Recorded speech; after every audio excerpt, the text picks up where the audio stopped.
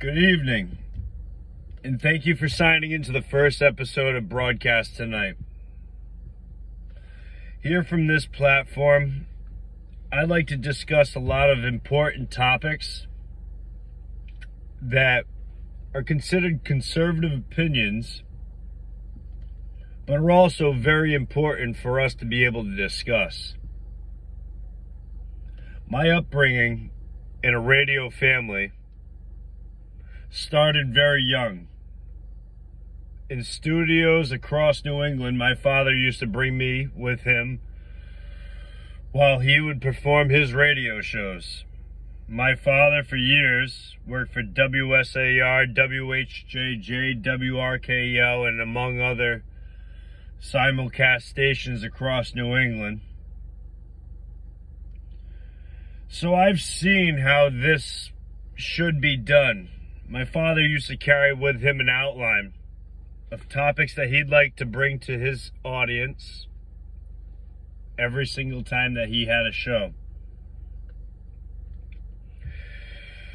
You see, this idea hasn't just come to me, and it is long overdue. And with all this being said, I have a vast understanding of what my dialogue is. This is because I didn't grow up with your typical family. You see, a lot of the ideas that are just coming into fruition, as it seems, are things that I have been privy to since I was just a young kid. My father, at this point, I really want to say is a visionary. He saw things through a lens 30 years ago that are starting to come into fruition today. And because I wasn't brought up in a family that was misinformed, it brings me to my first topic that is often brought up day to day, and it's misinformation. And I think it's the most important but most dangerous topic that we face here in this country. Those words, disinformation. You know, it's important that we tackle this idea because misinformation seems like it's as if we live in a propagandist type country. Maybe one that was in the 30s and 40s that was manipulated by this and influenced by propaganda. However, are we? We're literally in a time where people no longer trust doctors and seek out, the information that they look for themselves because they're so confused on what they believe now.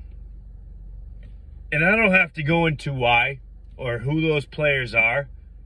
However, we know we have all done it. We're in fact check mode. But this leads to a subconscious portion of us to avoid any type of debate because the term misinformation is thrown around so loosely. And it can make people so angry that people are afraid to admit that they're looking for this information elsewhere. And honestly, I think that anti-debate is anti-science. And I think that misinformation is anti-science. We need to be able to debate opinions. And as I digress, I'd like to go into the fact that we can't debate not only the opponents that we see on the ballot ticket,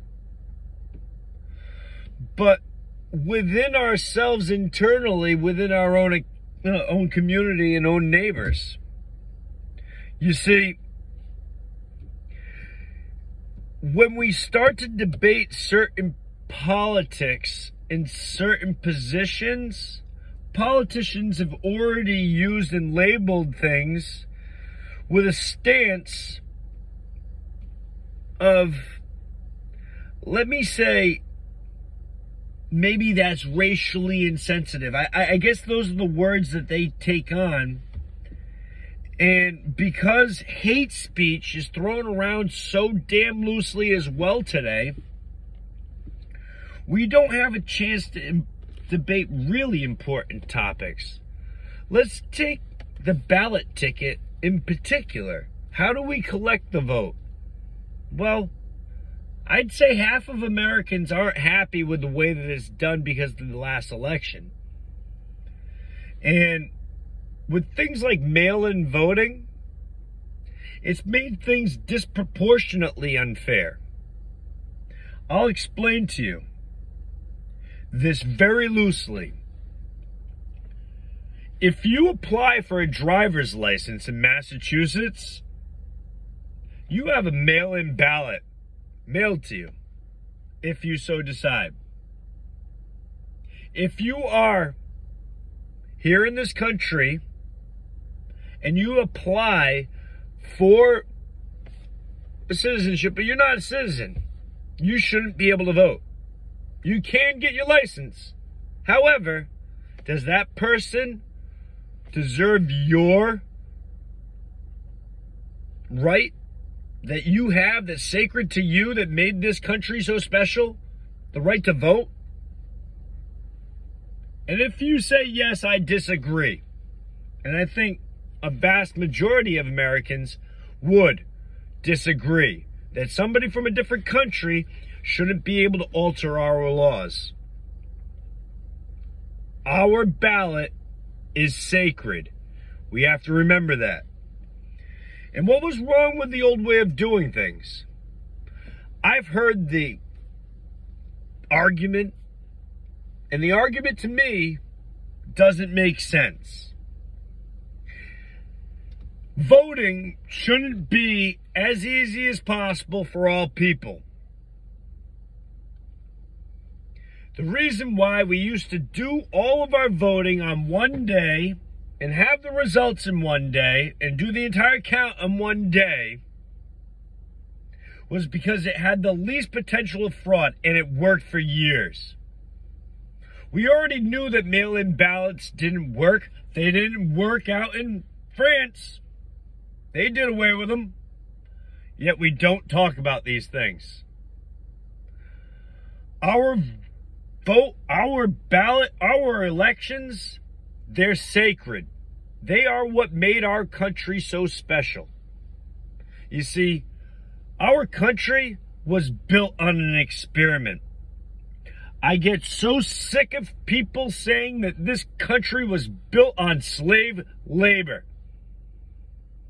This country was built by we the people. It doesn't say anything about color, race, or any of those details, so let's keep that out of it. But the reason why this experiment was so risky, it had never been done before. Every country had oligarchs and dictators. And the fact that we were going to be ruled by we the people was the first time ever. And that was the biggest experiment and the best experiment, because we are the wealthiest, the most prosperous. We are the beacon of freedom here in this country. So, being the beacon of freedom for the rest of the world, we have to make sure that we have one thing right, and it's our vote. So, coming up into this week, going into midterms, conservatives have a very important election. Now, what happens after that? The grim reality isn't pretty, no matter what party is in charge. My job is not as an economist, and it's certainly not as a radio host, as this is my first episode with you. However, as I bring to you bold and important topics, without this election going red, it would still have the same outcome. without this election going blue. It would have the same outcome. In a couple weeks, we are facing economic crisis. We have a diesel shortage, which you can't just fix. And we also have an economy that's propped up on a pile of money that's about to disappear. Remember, inflation hasn't hit, people. Protect yourselves. I'm not a prepper by any means, but now, more than ever, is a time to protect yourself. I hope you enjoyed my first episode. In the future, I'm going to bring a couple more. If you don't like the topics, you don't have to tune in. If you don't like the topics and you like to tune in, maybe even feel free to comment in the section below. But I think the topics that I talk about are commonly going to be things that we agree upon. But remember, the important topic I talked about tonight was elections. So think about that.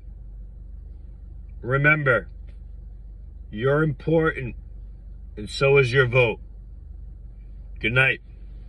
In America, we're never going to give up.